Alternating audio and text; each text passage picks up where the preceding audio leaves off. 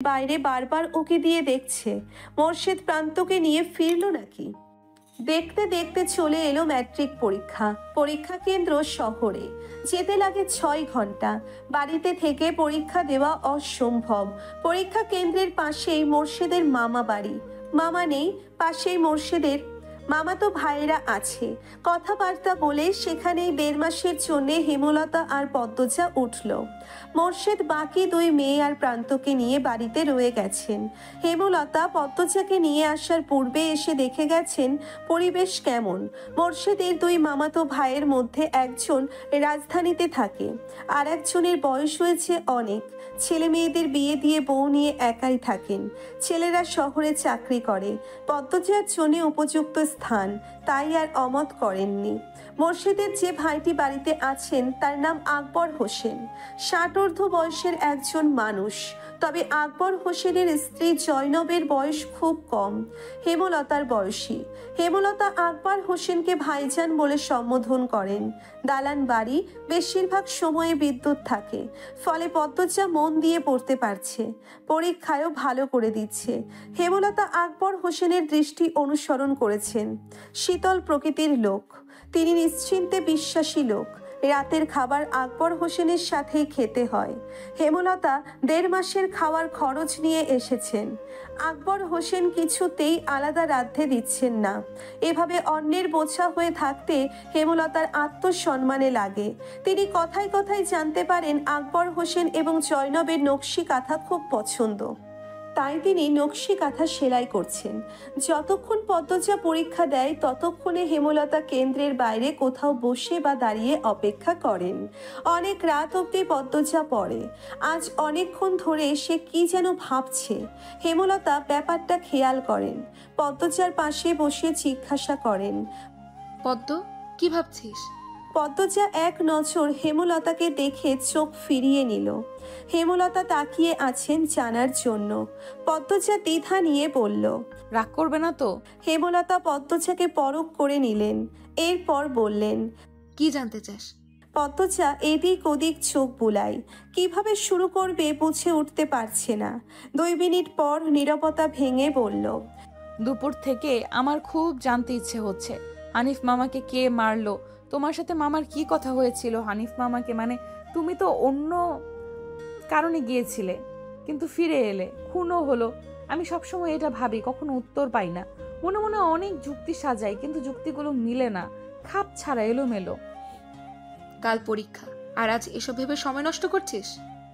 হেমলতার কণ্ঠ স্বাভাবিক, তবুও পদ্মজা ভয় পেয়ে গেল। তবে কিঞ্চিত আশা মনে উকি দিচ্ছে। চারিদিক একেবারে নিস্তব্ধ।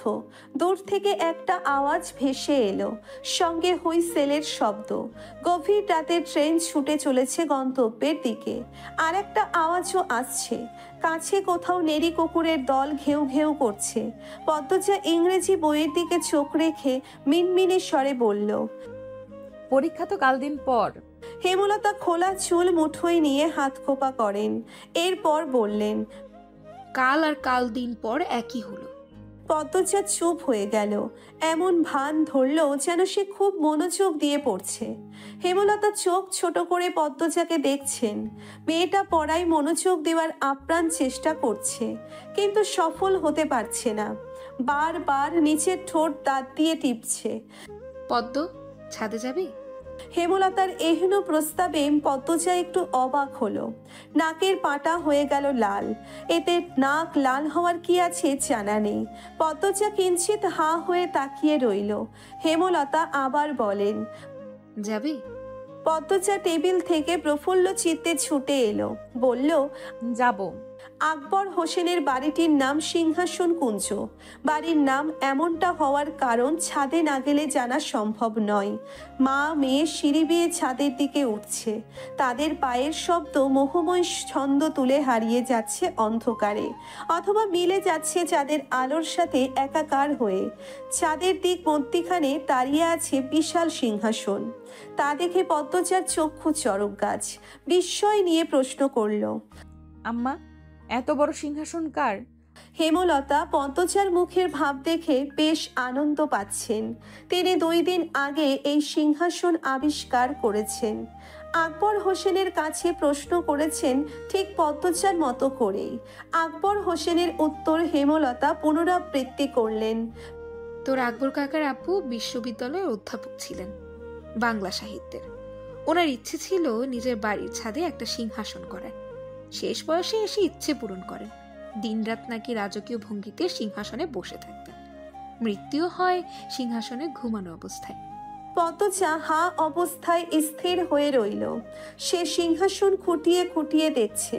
ময়ূর সিংহাসন। সিংহাসন যেন পেখম মেলে দাঁড়িয়ে আছে। ইট সিমেন্টের তৈরি সিংহাসন, অনেক বড় দেখতে, 5 ফুট দৈর্ঘ্যের বা আরো বেশি হবে। হেমলতা বলেন, মোগল সম্রাট শাহজাহানের সিংহাসনের মতো সিংহাসনের স্বপ্ন বোধ হয় তিনি দেখতেন, অর্থের জন্য পারেননি।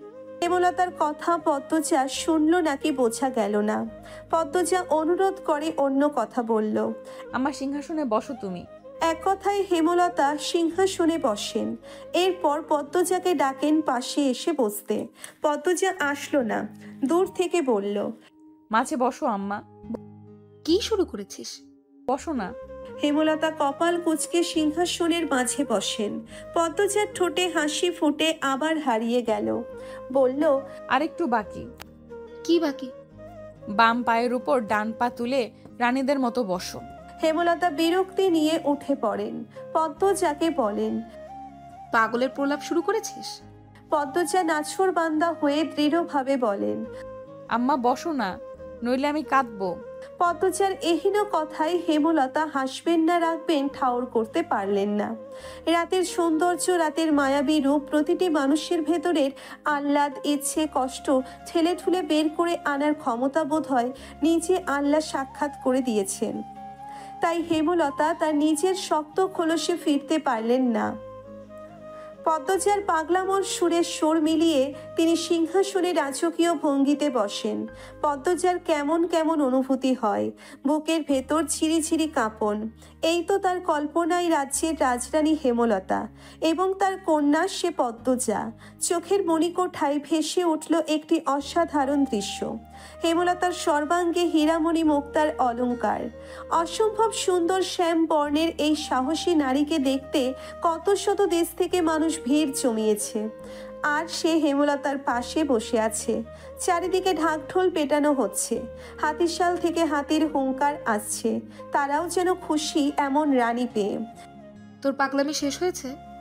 পদ্মজা জবাব দিল না। হেমলতার পাশে এসে বসল, কোলে মাথা রেখে গুটিসুটি মেরে শুয়ে পড়ল। এরপর আক্ষেপের স্বরে বলল, আম্মা, তুমি রানী আর আমি রাজকন্যা কেন হলাম না? সবাই আমাদের ভালোবাসতো, সম্মান করত, মুগ্ধ হয়ে দেখতো। হেমলতার বুক ছিঁড়ে দীর্ঘশ্বাস বেরিয়ে আসলো। সমাজ কেন তার প্রতিকূলে থাকলো? কেন পদ্মজা ছোট থেকে সমাজের কারোর মেয়ের সাথে মেশার অধিকার পেল না? তিনি বললেন, জন্ম যেভাবেই হোক, জীবনে সফলতা না এনে মৃত্যুতে ঢলে পড়ায় ব্যক্তির ব্যর্থতা। তুই এমন জায়গায় যাওয়ার চেষ্টা কর যাতে মানুষ সম্মান করে, সম্মান করতে বাধ্য হয়, চোখ তুলে তাকাতেও যেন ভয় করে। যারা দুর্ছাই করেছে তাদের যেন বিবেকে বাঁধে। পারবো আমি। কেন পারবি না? পুরো জীবন তো দুঃখে অবহেলায় যায় না। তোমার জীবন থেকে এতগুলো বছর দুঃখে আর অবহেলায় তো গেছে আম্মা। হেমলতা কিছু বলতে পারলেন না। তিনি জীবনে কি পেয়েছেন উত্তরটা চট করে পেয়ে গেলেন। পদ্মজাকে বলেন, আমার মেয়ে 3টা আমার সফলতা, আমার অহংকার। প্রেমা তো ছোট, তোরা দুজন নিজেদের মতো থাকিস, পড়িস, কোনো দুর্নাম নাই। এজন্য মানুষ বলে এই যে এরা হচ্ছে হেমলতার মেয়ে। তখন আমার অনেক কিছু পাওয়া হয়ে যায়। পদ্মজা আশ্বস্ত করে বলল, কখনো ভুল কাজ করব না আম্মা। তোমাদের সম্মান আমাদের জন্য আংশিকও নষ্ট হতে দেব না। হেমলতা পদ্মজার মাথায় হাত বুলিয়ে দেন। নিস্তব্ধতা ভেঙে ভেঙে মাঝে মাঝে পাতার ফাঁকে ফাঁকে পাখ পাখালির ডানা নাড়ার শব্দ ভেসে আসছে। পদ্মজা চোখ তুলে আকাশের দিকে তাকালো। আকাশে একটা চাঁদ, অগণিত তারা, আকাশকে তারায় পরিপূর্ণ একটি কালো গালিচার মতো লাগছে। হেমলতা বিভ্রম নিয়ে বললেন, সমাজের সাথে আমার সখ্যতা কখনোই হয়ে ওঠেনি। কালো রঙের দোষে প্রকৃতির মতিগতি অবস্থা দেখে দেখে আমার সময় কাটে। আব্বা শিক্ষক ছিলেন বলে কালো হয়েও পড়ার সুযোগ পাই। অবশ্য আব্বার সামর্থ্যও ছিল, আমাদের সব ভাই বোনকে পড়িয়েছেন। আম্মা আমাকে পড়ানোতে বেশি আগ্রহ দেখিয়েছিলেন। রং কালো, কেউ বিয়ে করবে না, একটু পড়ালেখা থাকলে হয়তো করবে, সেই আশায়। যখন আমি তোর বয়সে ছিলাম, বড় আপার মেয়ে হয়। মেয়েটার গায়ের রং কালো, শ্বশুর বাড়িতে তুল কালাম কাণ্ড, বংশে সবাই ফর্সা, বাচ্চা কেন কালো হলো? আপাকে বের করে দিল। আপা বাপের বাড়ি ফিরল। সমাজের কত কটূক্তি কথা হজম করেছে আপা। তখন আমি নামাজের দোয়ায় আকুতি করে চাইতাম একটা সুন্দর মেয়ে। আমার বিয়ে হলে মেয়েটা যেন পরীর মতো সুন্দর হয়, আমার মতো অবহেলার পাত্রী যেন না হয়। বড় আপার মতো কালো মেয়ে নিয়ে শ্বশুর বাড়ি থেকে বিতাড়িত হতে যেন না হয়। তুই যখন পেটে, এবাদত বাড়িয়ে দিই। 5 ওয়াক্ত নামাজ বাদে সময় পেলেই সেজদায় লুটিয়ে আল্লাহকে একই কথা বলতাম, আমার পরীর মতো মেয়ে চাই। দোয়া কবুল হলো। তোর যেদিন জন্ম হয় সবাই অবাক হয়ে শুধু তাকিয়েই ছিল। আমি তো খুশিতে কেঁদেই দিয়েছিলাম। এত সুন্দর বাচ্চা এই গ্রামে কেন, পুরো দেশেও বোধ হয় ছিল না। চোখের পাপড়ি যেন ভ্রুতে এসে ঠিক ছিল। ঠোঁট এত লাল ছিল যেন ঠোঁট বেয়ে রক্ত ঝরছে। সদ্য জন্মানো শিশুর মাথা ভর্তি ঘন কালো রেশমি চুল। অলন্দপুরের সবার কাছে ছড়িয়ে পড়ে এই কথা। দল বেঁধে দেখতে আসে। 1 সপ্তাহ বেশ তোর জোর চলে। কি খুশি ছিলাম আমি। সারাক্ষণ তোকে চুমোতাম, রাতেও ঘুমাতে ইচ্ছে করতো না। মনে হতো এই বুঝে আমার পরীর মতো মেয়ে চুরি হয়ে গেল। তোর আব্বা সারাক্ষণ খুশিতে বাক বাকুম করতো। বাইরে থেকে এসে গোসল ছাড়া কোলেই নিত না। যখন কোলে নিত বারবার আমাকে বলতো, ওলতা সেরিডা মানুষ না শিমুল তুলা। হেমলতা থামেন, চোখ তার ছলো ছলো। পদ্মজা বলল, তারপর কেউ বা কারা ছড়িয়ে দিল তুই তোর বাপের মেয়ে না। যুক্তি দাঁড় করালো, বাপ মা কালো, মেয়ে এত সুন্দর কেন হবে? গ্রামের প্রায় সব মানুষই অশিক্ষিত, তাই বিবেচনা ছাড়াই বিশ্বাস করে নিল। হেমলতা চুপ হয়ে যান। পদ্মজা টের পেল হেমলতা কিছু একটা লুকিয়েছেন। শুধু গ্রামের মানুষ বললেই এত বড় দাগ লেগে যায় না কপালে। অন্য কোনো কারণ আছে যা যুক্তি হিসেবে শক্ত ছিল। হেমলতা দম নিয়ে বলেন, একা হয়ে যাই। তোর বাপ সরে গেল, সমাজ সরে গেল, আতুর ঘরে একা সময় কাটাতে থাকি। তোকে দেখলেই মনে হতো আল্লাহ নিজের কোনো মূল্যবান সম্পদ আমাকে দেখে রাখতে দিয়েছেন। আমি অন্য আমি হয়ে যাই। খোলসটা পাল্টে যেতে থাকে। রাত জেগে স্বপ্ন সাজাই। তোর সাথে ফুল কুড়ানোর স্বপ্ন দেখি, ফুল গাছ লাগাই। যখন তোর 4 বছর হয়, বাড়ি ভরে যায় ফুল গাছে। ছোট্ট শাড়ি পরিয়ে প্রতিদিন মা মেয়ে মিলে ফুল তুলে মালা গেঁথেছি।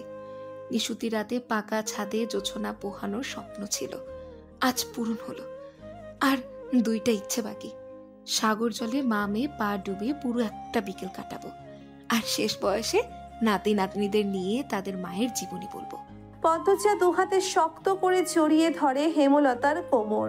তিনি টের পান পদ্মজা ফোপাচ্ছে। উদ্বিগ্ন হয়ে বললেন, পদ্ম, কাঁদছিস কেন? পদ্মজা বাচ্চাদের মতো কাঁদতে থাকলো। কাঁদতে কাঁদতে বলল, আমাকে কখনো একা থাকতে দিও না আম্মা, আমি তোমাকে ছাড়া থাকতে পারবো না। তোমার মতো কেউ হয় না। এজন্য কাঁদতে হয়? আমি সব সময় তোর সাথে আছি। কান্না থামা। কি মেয়ে হয়েছে দেখ, কেমন করে কাঁদছে। পদ্ম, চুপ। আর না, মারবো এবার। পদ্ম। পদ্মজা থামে, কিন্তু ছটফটানি হচ্ছে ভেতরে। কেন এমন হচ্ছে জানে না, কিন্তু হচ্ছে। কান্না পাচ্ছে। আকাশ ভরা রাতের দিকে তাকিয়ে ভয় হচ্ছে। একটু আগেই সুন্দর লাগছিল এই আকাশ, আচমকা ভয়ঙ্কর মনে হচ্ছে।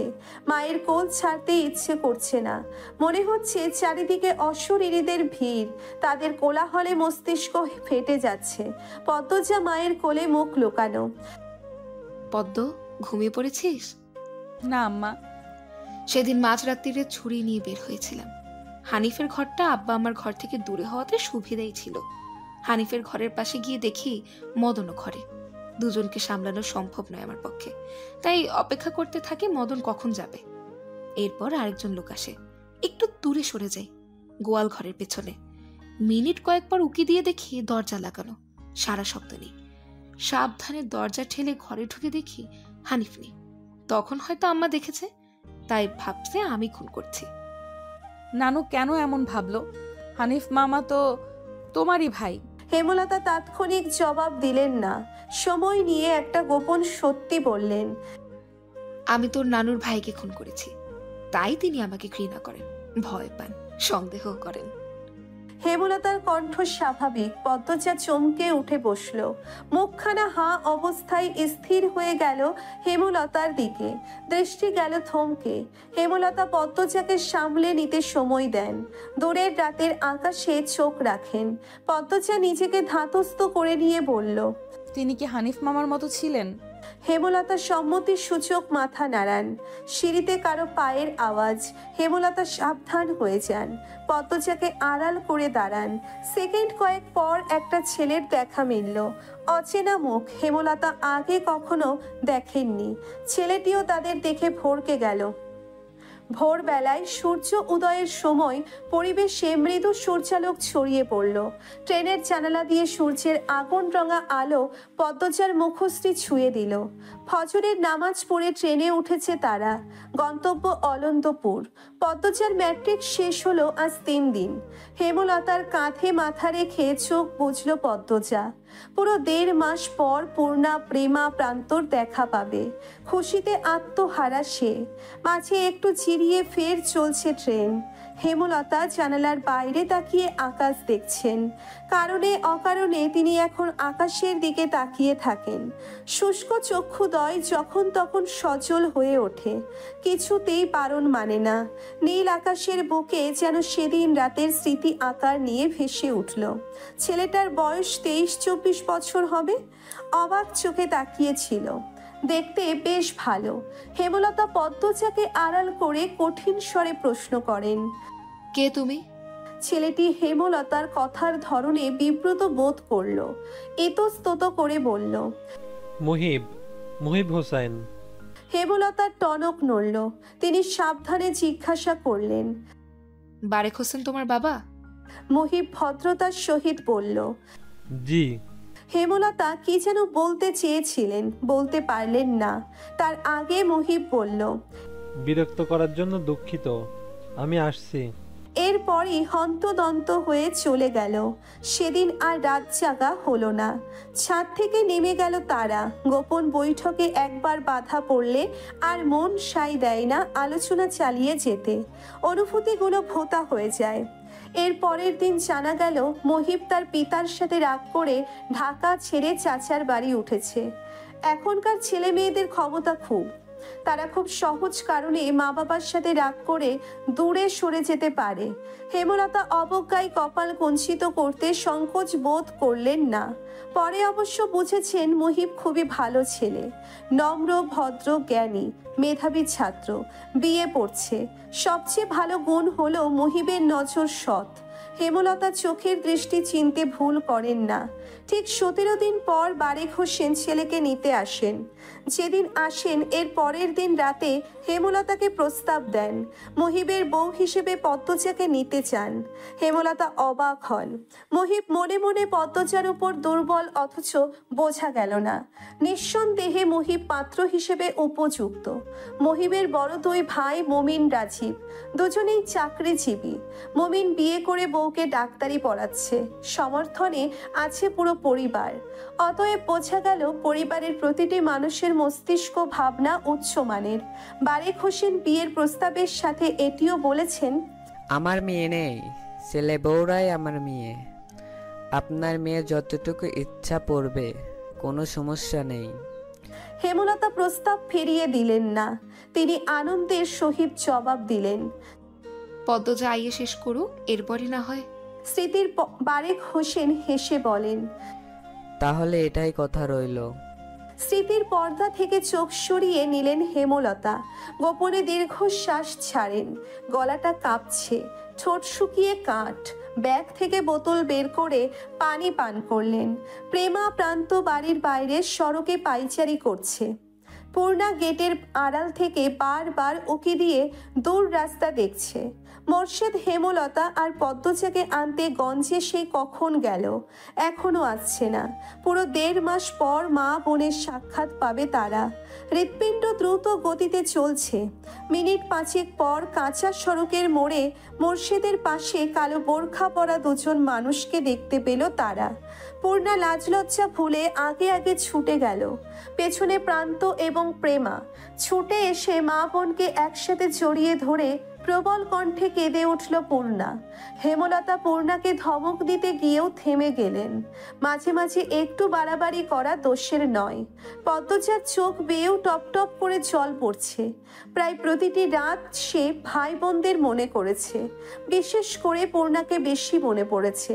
মনে হচ্ছে কত শত বছর পর দেখা হলো। আর পূর্ণা বাড়ির আনাচে কানাচে পদ্মজার শূন্যতা অনুভব করেছে। সে অশ্রুসিক্ত চোখ মেলে তাকালো পদ্মজার দিকে, এরপর আবার জড়িয়ে ধরে বলল, আম্মা, আমার এত আনন্দ হচ্ছে, এত আনন্দ কখনো হয় নাই।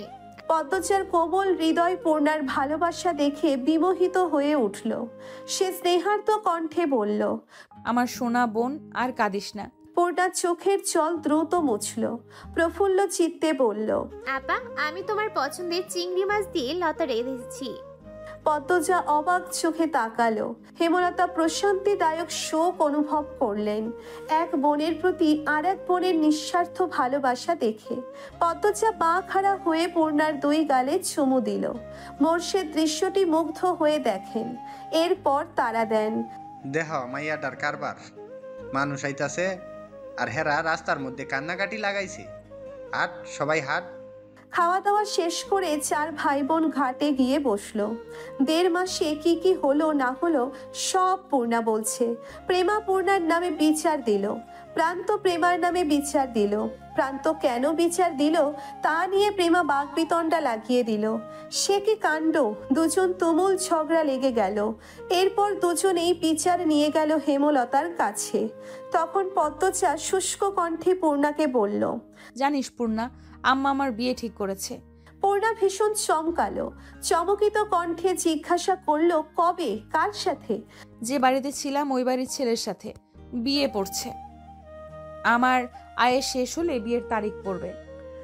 আপা, আমার বিশ্বাস হচ্ছে না। আমার না ইচ্ছে তোমাকে অনেক পড়াবে, তোমার চাকরি হবে। পদ্মজা চুপ থাকলো ক্ষণকাল, এরপর বলল, আম্মার কি যেন হয়েছে, পাল্টে গেছেন। কি রকম?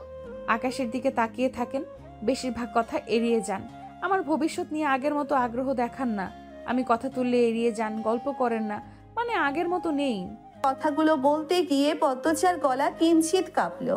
সে কি? সত্যি? কিছু হয়েছে ওখানে? না, আমি যতটুকু জানি তেমন কিছুই হয়নি। পূর্ণা সীমাহীন আশ্চর্য হয়ে চিন্তায় ডুবল। পদ্মজা শূন্যে তাকিয়ে রইল। লেখন সহ নামে মানুষটার কথা মনে পড়ছে। তিনি যখন শুনবেন এই খবর সহ্য করতে পারবেন? সত্যি ভালোবেসে থাকলে সহ্য করতে কষ্ট হবে নিশ্চয়ই। পূর্ণা দ্বিধা ভরে প্রশ্ন করল, আপা, লিখন ভাইয়ের কি হবে? পদ্মজা ক্লান্ত ভঙ্গিতে তাকালো, বলল, আমি তাকে বলেই দিয়েছি, আম্মা যা বলবেন তাই হবে। পূর্ণার বড্ড মন খারাপ হয়ে গেল। তার আপার মতো সুন্দরীকে শুধুমাত্র লেখন শাহর পাশেই মানায়। কত স্বপ্ন দেখল সে লেখন শাহ এবং পদ্মজাকে নিয়ে। সব স্বপ্নে গুঁড়ে বালি। সে কাতর কণ্ঠে বলল, লিখন ভাইয়ের সাথে তোর বিয়ে না হলে আমি কষ্ট পাবো খুব। আমি তো আম্মার কথার বাইরে যেতে পারবো না। পূর্ণা গলার স্বর খাদে এনে বলল, যদি লিখন ভাই রাজি করাতে পারে? পদ্মজা অবিশ্বাস্য দৃষ্টি নিয়ে তাকালো। সেই দৃষ্টি যেন ইঙ্গিত দিচ্ছে এ হওয়ার নয়। পূর্ণা কপাল কুঁচকে ফেলল, বিরক্তিতে বলে উঠল, ধ্যাত। বাতাসটা গরম গরম ঠেকছে। ক্রমশ মাথা ব্যথা বেড়ে চলেছে। এত এত গাছগাছালি চারিদিকে, তবুও এতটুকুও শীতলতা নেই পরিবেশে। হেমলতা আলমারির কাপড় গুছিয়ে বিছানার দিকে তাকালেন। মোর্শেদ এই রোদ ফাটা দুপুরে কখন থেকে ছিম মেরে বিছানায় বসে আছে, মুখখানা বিমর্ষ, চিন্তিত। হেমলতা প্রশ্ন ছুড়লেন, কোনো সমস্যা? মোর্শেদ তাকিয়ে আবার চোখ সরিয়ে নিলেন। হেমলতা তাকিয়ে রইলেন জবাবের আশায়। ক্ষণকাল সময় নিয়ে মোর্শেদ বললেন, বসন্তী এই বাড়িতে আইতে চায় থাকবার জন্যে। হেমলতার চোখ দুটি ক্রোধে চলে উঠে আবার নিভে গেল। নির্বিকার কণ্ঠে বলেন, তোমার ইচ্ছা হলে নিয়ে এসো, বাড়ি তো তোমার। মোর্শেদ চকিত চোখে তাকান। তিনি ভেবেছিলেন হেমলতা রাগারাগি করবে। মোর্শেদের চোখ দুটির দৃষ্টি তীক্ষ্ণ রূপ নিল। কিরমির করে হেমলতাকে বলেন, আমি তারে চাই না।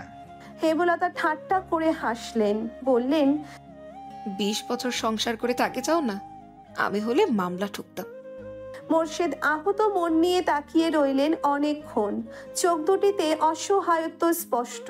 হেমলতা নিজেকে নিয়ন্ত্রণে এনে সরে পড়েন। মোর্শেদ তখন কপট রাগ নিয়ে নিজে নিজে আওড়ান, আমারে ডর দেখায়, মার্ডারে খুন করতে পারলে জীবনে শান্তি পাইতাম। হেমলতা ঘাড় ঘুরিয়ে তাকান, মোর্শেদকে পরখ করে নেন। রাগে ছটফট করছে মোর্শেদ।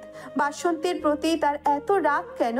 তিনি দুপা এগিয়ে আসেন, বলেন, ভালোবাসার মানুষকে এভাবে গালি দিয়ে ভালোবাসা শব্দটির সম্মান খুইয়ে দিও না। আমি তারে কোনো কালেও ভালোবাসি নাই, বাসলে তোমারে বাসছি। হেমলতা ভীষণ অবাক হয়, চোখ তুলে তাকান। ভোতা অনুভূতিগুলো মুহূর্তেই নাড়াচাড়া দিয়ে উঠল। মোর্শেদ অপ্রস্তুত হয়ে পড়েন, দৃষ্টি অস্থির। বিছানা থেকে নেমে গটগট পায়ে বেরিয়ে যান। হেমলতা মোর্শেদের যাওয়ার পানে তাকিয়ে থাকেন, ঝাপসা চোখ মেলে। এই মানুষটার থেকে এই একটি শব্দ শোনার জন্যে একসময় কত পাগলামি করেছেন তিনি, কত কেঁদেছেন, আকুতি মিনতি করেছেন। সত্য হোক কিংবা মিথ্যে, হেমলতার ভীষণ আনন্দ হচ্ছে। বয়সটা কম হলে আজ তিনি অনেক পাগলামি করতেন, অনেক। পূর্ণার ভীষণ জ্বর, তাই পূর্ণাকে নানা বাড়ি রেখেই পদ্মজা বাড়ি ফিরল। সাথে এলো হিমেল প্রান্ত প্রেমা। বাড়ি জুড়ে ছোটাছুটি করে লাউ শিমপাতা পুঁইশাক বন্দোবস্ত করলো। হিমেল বাজার থেকে মাছ এনে দিল। বাড়িতে শুটকি ছিল। আজ হেমলতা আর মোর্শেদ ফিরবে, তাই এত আয়োজন। 2 দিন আগে ঢাকা গেলেন তারা। হেমলতার বড় বোন হানির মেজো মেয়ের বিয়ের কথাবার্তা চলছে। হানি বলেছেন হেমলতা না গেলে তিনি বিয়ের তারিখ ফেলবেন না, তাই বাধ্য হয়ে হেমলতা গিয়েছেন। তবে পদ্মজার খটকা লাগছে শুরু থেকে। তার মা তাকে রেখে পাশের এলাকায় যেতেও আপত্তি করেন। আর আজ 2 দিন ধরে তিনি মাইলের পর মাইল দূরে পদ্মজাকে ছাড়া রয়েছেন। এসব এখন ভাবার সময় নয়। পদ্মজা যত্ন করে কয়েক পদের রান্নার প্রস্তুতি নিল। সকাল থেকে সূর্যের দেখা নেই। পরিবেশ ঠান্ডা, স্তব্ধ। এ যেন ঝড়ের পূর্বাভাস। প্রান্ত প্রেমা উঠান জুড়ে মার্বেল খেলছে। হিমেল শুধু দেখছে, মাঝে মাঝে প্রবল কণ্ঠে হাসছে, হাততালি দিচ্ছে। রান্না শেষ হলো বিকেলে। প্রেমা, প্রান্ত, হিমেলকে খাবার বেড়ে দিল পদ্মজা। খাওয়া শেষ হলে বলল, হিমেল মামা, প্রান্ত আর তুমি পূর্ণারে নিয়ে আসো। সন্ধ্যা হয়ে যাবে একটু পর, আম্মা আব্বাও চলে আসবে। হিমেল প্রান্ত বের হতেই পেছন পেছন ছুটে গেল প্রেমা। পদ্মজা একা হয়ে গেল। রান্নাঘর গুছিয়ে বারান্দায় এসে দাঁড়ালো। বাতাস বইছে প্রবল বেগে। বাতাসের দাপটে চুল ওড়না উড়ছে। আকাশ কালো মেঘে ছেয়ে গেছে। পরিবেশ অন্ধকার হয়ে আসছে ধীরে ধীরে। মনটা কু গাইতে লাগলো। পদ্মজা এক হাত দিয়ে অন্য হাতের তালু চুলকাতে চুলকাতে গেটের দিকে বারংবার তাকাচ্ছে। যতক্ষণ কেউ না আসবে শান্তি মিলবে না। বিকট শব্দ তুলে কাছে কোথাও বজ্রপাত করলো। ভয়ে পদ্মজার আত্মা শুকিয়ে গেল। চারিদিকে কেমন অন্ধকার হয়ে এসেছে। ঘোমটা টেনে বাড়ি থেকে বের হওয়ার সিদ্ধান্ত নিতেই আকাশ ভেঙে বৃষ্টি নামলো। বিকট বজ্রপাত, দমকা হাওয়া, বড় বড় ফোঁটার বৃষ্টি, সব মিলিয়ে প্রলয়ঙ্কারী ঝড় বইছে যেন। লাহারে ঘরের মাথার উপরে থাকা তালগাছ অবাধ্য বাতাসের তেজে একবার ডানে আর একবার বামে ঝুঁকে পড়ছে। পদ্মজার গায়ের পশম দাঁড়িয়ে গেল ভয়ে। ছুটে গেল নিজের রুমে। বিছানার উপর কাছু মাছু হয়ে বসলো। টিনের চালে ধুমধাম শব্দ হচ্ছে। বৃষ্টির বেগ বেড়ে চলেছে। এত সব শব্দ ভেদ করে আরেকটি শব্দ কানে এলো। সদর ঘরে কিছু একটা পড়েছে। পদ্মজা ভয় পেয়ে গেল। পরপরই খুশিতে আওড়ালো, আম্মা আসছে। বিছানা থেকে নেমে হন্তদন্ত হয়ে সদর ঘরে আসলো। সদর ঘর অন্ধকারে তলিয়ে আছে। জানালা দিয়ে আসা ঈষৎ আলোয় পদ্মজা টের পেল একজন পুরুষের অবয়ব। সাথে সাথে সর্বাঙ্গ অসাড় হয়ে পড়ল। পা দুটি স্তব্ধ হয়ে গেল। পদ্মজা কাঁপা কণ্ঠে বলল, কে আপনি? খালি বাড়িতে কেন ঢুকছেন? কোনো জবাব আসলো না। পদ্মজা অনুরোধ করে ভেজা কণ্ঠে বলল, বলুন না কে আপনি। একটি ম্যাচের কাঠি জ্বলে উঠল। সেই আলোয় দুটো গভীর কালো চোখ বিভ্রম নিয়ে তাকিয়ে রইল পদ্মজার দিকে। শীতল স্পষ্ট কণ্ঠে চোখের মালিক বলল, আমির হাওলাদার। পদ্মজা পুরুষালী কণ্ঠটি শুনে আরো ভড়কে গেল। রগে রগে বরফের ন্যায় ঠান্ডা সূক্ষ্ম কিছু একটা দৌড়ে গেল। এক হাত দরজায় রেখে পদ্মজা আকুতি করে বলল, আপনি চলে যান, কেন এসেছেন? উত্তরের আশায় না থেকে পদ্মজা দৌড়ে নিজের রুমে চলে গেল। রুমে ঢুকেই দরজা লাগিয়ে দিল। মস্তিষ্ক শূন্য হয়ে পড়েছে, কাজ করছে না। লোকটা যদি সম্মানে আঘাত করে বা গ্রামের মানুষ যদি দেখে ফেলে খালি বাড়িতে অচেনা পুরুষের সাথে কেলেঙ্কারি হয়ে যাবে। সে আর ভাবতে পারছে না। দরজায় করাঘাত শুনে পদ্মজা রুমের সব আসবাবপত্র ঠেলে ঠুলে দরজার কাছে নিয়ে আসলো। এরপর মাটিতে বসে হাউমাউ করে কাঁদতে লাগলো। দুহাত মাথায় রেখে আর্তনাদ করে ডাকলো, আম্মা কই তুমি? আমি খুব একা আম্মা, আম্মা। টিনের চালে ঝুমঝুম শব্দ। বৃষ্টির এই ছন্দ অন্যবেলা বেশ লাগলেও এই মুহূর্তে ভয়ঙ্কর লাগছে পদ্মজার। এক একটা বজ্রপাত আরো বেশি ভয়ানক করে তুলেছে পরিবেশ। সে কাঁচুমাচু হয়ে ফোঁপাচ্ছে। বৃষ্টির শব্দ একটু কমলেই কিছু কথা ভেসে আসে বাতাসে। আপনি ভয় পাচ্ছেন কেন? আমাকে ভয় পাবেন না, বিপদে পড়েই বাড়িতে উঠেছি, বিশ্বাস করুন। পদ্মজা কান্না থামালো, কান খাড়া করে শোনার চেষ্টা করলো। দরজার ওপাশ থেকে আমির নামের মানুষটা বলছে, দরজা খুলুন, বিশ্বাস করুন আমাকে। আমি আপনার সাথে কোনো সুযোগ নিতে আসিনি, ভয় পাবেন না। পদ্মজা একটু নড়ে চড়ে বসলো। আমির আবার বলল, শুনছেন? পদ্মজা ঠোক গিলে কথা বলার চেষ্টা করলো, কথা আসছে না। এরপর খ্যাক করে গলা পরিষ্কার করলো, বলল, আমি দরজা খুলবো না। ক্ষণকাল উত্তর আসলো না। এরপর আমির বলল, আচ্ছা, খুলতে হবে না, আপনি ভয় পাবেন না প্লিজ। আপনি চলে যান। বৃষ্টি থামতে দিন। হঠাৎ বৃষ্টির জন্যই তো আপনার বাড়িতে ওঠা। আমার বৃষ্টিতে সমস্যা হয়। আমিরের মুখে স্পষ্ট শব্দ ভাষা শুনে পদ্মজা বুঝল লোকটা শিক্ষিত। কথাবার্তা শুনে ভালো মানুষ মনে হচ্ছে। তবুও সাবধানের মার নেই। সে দরজা খুলল না, বিছানায় গিয়ে বসলো। ভয়টা কমেছে। শুনছেন? পদ্মজা জবাব দিল, বলুন। আপনার নাম কি? ডাকনাম বলুন। পদ্মজা। সুন্দর নাম। আমার নাম জিজ্ঞাসা করবেন না? জানি না। আমির অবাক হওয়ার ভান ধরে প্রশ্ন করলো, কিভাবে? আমাকে চিনেন? না, কিছুক্ষণ আগে নাম বললেন। তখন তো ভয়ে কাঁপছিলেন। নাম শুনেছেন? বাপ্পা। আমিরের কণ্ঠে রসিকতা।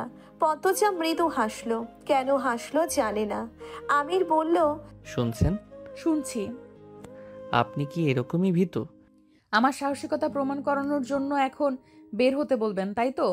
ওপাশ থেকে গগন কাঁপানো হাসির শব্দ আসলো।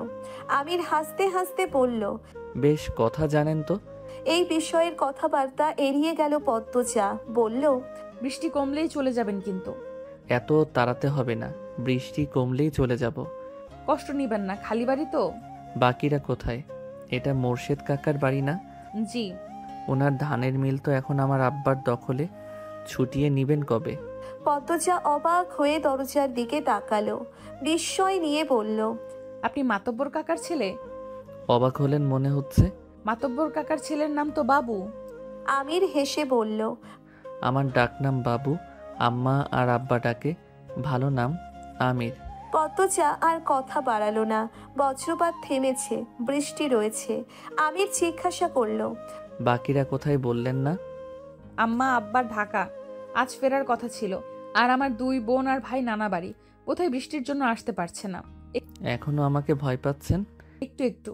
এটা ভালো, অচেনা মানুষকে একেবারেই বিশ্বাস করতে নেই। বাসন্তী ভ্যান থেকে নেমে সামনে এগোলেন। মোর্শেদের বাড়িটা তিনি চিনেন না, তাই কোন দিকে যাবেন বুঝে উঠতে পারছেন না। এদিকে আকাশের অবস্থা ভালো না, রাস্তাঘাটেও মানুষ নেই। ঝোড়ো হাওয়া বইছে। আরও কিছুটা পথ হাঁটার পর আচমকা ঝড় শুরু হলো। তিনি দৌড়ে একটা বাড়িতে উঠলেন। রমেশ আলী বারান্দায় বসে হুঁকা টানছিল। সিল্কের শাড়ি পরনে, পেট উন্মুক্ত, লম্বা চুলের বেনুনিতে ধবধবে সাদা বাসন্তীকে দেখে তিনি অবাক হয়ে এগিয়ে আসেন। বিস্ময়ে প্রশ্ন করেন, কেডা আপনি? কারে চান? বাসন্তী কেঁপে উঠলেন। ঘাড় ঘুরিয়ে রমেশকে দেখে লম্বা করে হাসেন। বলেন, হুট কইরা মেঘখান আইয়া পড়ল তো।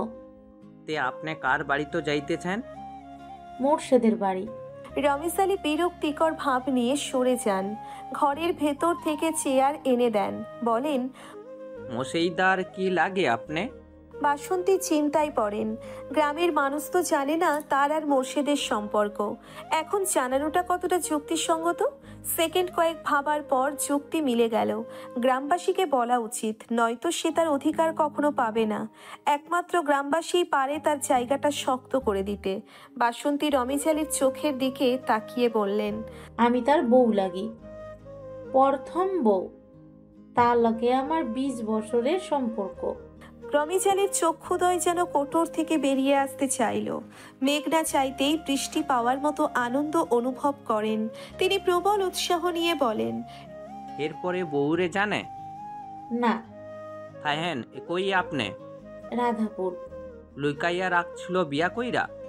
হ, এখন মোর্শেদ আমারে তালাক দিতে চায়, আমার সাথে সংসার করতে চায় না। তাই আমি আমার অধিকার নেয়ার জন্য আইছি। আমি তার বাড়িতে থাকবার চাই, আপনারা আমারে সাহায্য কইরেন। গ্রামবাসী ছাড়া মোর্শেদ আমারে জায়গা দিব না। রমেশ আলী প্রবল বৃষ্টি আর বজ্রপাতকে হটিয়ে উঁচু স্বরে বলেন, আপনার জায়গা করে দেন আমার কাম, আপনি চিন্তা কইরেন না। ঘেমটা কমতে দেন, এরপর খালি দেখেন কি হয়। বাসন্তী চোখ মুখ জলজল করে উঠল।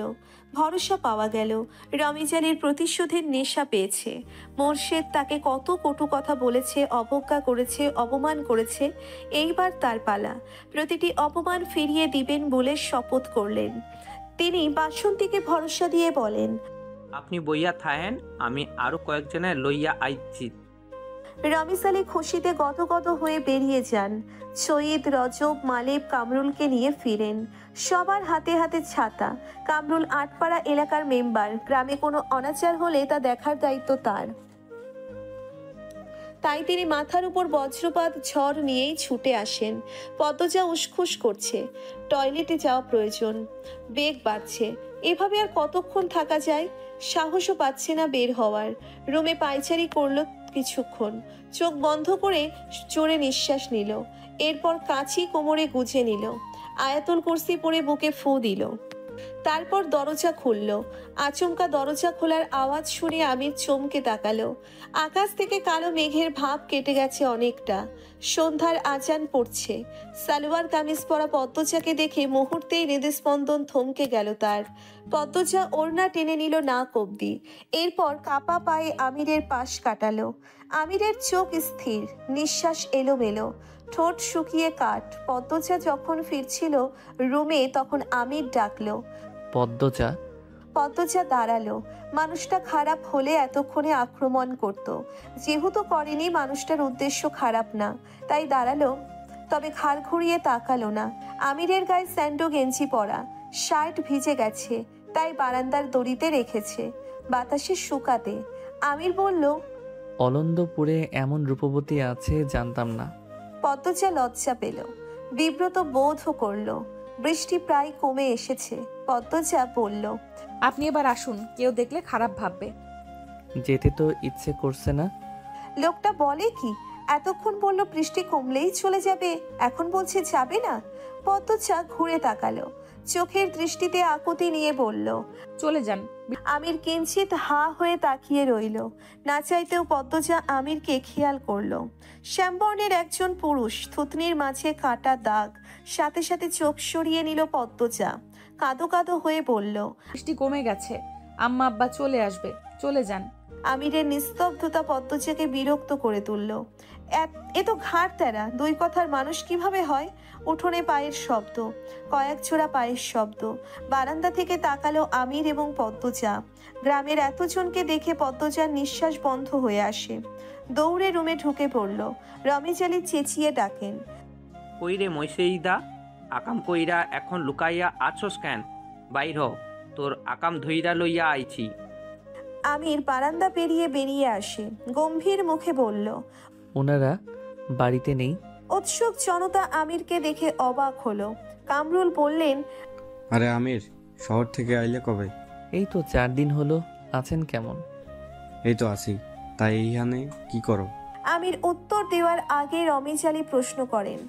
বাড়িতে কি কেউ নেই? আমির বেশ সহজ সরল গলায় বলল, আছে, পদ্মজা আছে। উপস্থিতি 5-6 জন তীক্ষ্ণ চোখে তাকালো। সবার দৃষ্টি দেখে আমির বুঝলো সে কত বড় ভুল করে ফেলল। তাহলে পদ্মজা এটারই ভয় পাচ্ছিল? আমির দড়ি থেকে শার্ট নিয়ে দ্রুত পড়ল। এরপর কৈফিয়ত স্বরে বলল, আপনারা যা ভাবছেন তা নয়। বাড়ি ফিরছিলাম, বৃষ্টি নামে, তাই বাড়িতে উঠে পড়ি। বাড়িতে কেউ নাই জানলে। আমির কথা শেষ করতে পারল না। রমেশ আলী চেঁচিয়ে আশেপাশে বাড়ির সব মানুষদের ডাকা শুরু করলো। মাতব্বর তাকে কম অপদস্থ করেনি, কোণঠাসা করেছে। মোর্শেদ পথে ঘাটে কটু কথা শুনিয়েছে। আজ সেই যন্ত্রণা কমানোর দিন। আমির ভরকে গেল। কামরুল আঙ্গুল শাসিয়ে কঠিন স্বরে বললেন, তোমার কাছে এইটা আশা করি নাই। তোমার আব্বারে ডাকাইতাছি, উনি যা করার করবেন। আমির বিরক্তি নিয়ে বলল, আরে আজব, কি শুরু করেছেন আপনারা? শহীদ আমিরের বয়সের কাছাকাছি, ব্যক্তিগত ভেজাল আছে তাদের মধ্যে। শহীদ হুঙ্কার ছেড়ে বলল, চুপ থাক তুই। তোর বাপে মাতব্বর বইলা তোরে ডরাই আমরা? আকাম করবি আর সাইরা দিমু? আমিরের চোখ লাল বর্ণ ধারণ করে। রেগে গেলে চোখের রং পাল্টে যায় তার। কালো মুখশ্রীর সাথে লাল চোখ ভয়ঙ্কর লাগে। শহীদ ভেতরে ভেতরে ভয় পেল। আমিরের হাতে কম মার সে খায়নি, তবে আজ সুযোগ আছে। পুরো গ্রামবাসী এক দলে, সে কিছুতেই ছাড়বে না। ঢোক গিলে বলে, চোখ উল্টাইয়া লাভ নাই, কুকামের উসুল না তুলে যাইতাছি না। আমির রাগে শক্ত হাতে শহীদের কানের কাছে থাপ্পড় দিল। মুহূর্তেই শহীদের মাথা ভন ভন করে উঠল। ততক্ষণে রমেজের উস্কানিতে মানুষ জমে গেছে।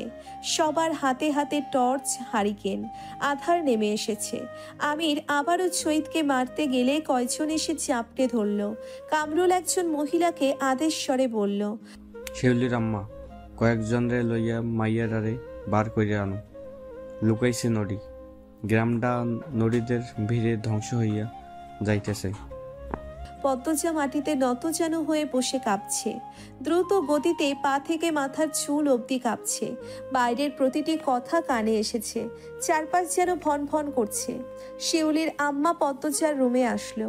দরজা খোলা ছিল। টর্চ করে দেখলো পদ্মজা মাটিতে বসে কাঁপছে। সে পদ্মজার মাথায় হাত রেখে বলল, কেন এমন কাম করছস? পদ্মজা ঝাপসা চোখ পেলে তাকালো। শিউলির আম্মা পাশের বাড়ির, পদ্মজার সাথে ভালো সম্পর্ক। পদ্মজা শিউলির মাকে জড়িয়ে ধরে হাউমাউ করে কেঁদে উঠল। বলল, ভাবি, আমি কোনো খারাপ কাজ করি নাই, সবাই ভুল বুঝছে। রিনা নামে একজন মহিলা পদ্মজাকে জোর করে টেনে দাঁড় করালো। হেমলতার অনেক বাহাদুরি এই মেয়ে নিয়ে, অনেক অহংকার। সেই অহংকার আজ ভালো করে ভাঙবে। সে বনে বনে পৈশাচিক আনন্দে মেতে উঠেছে।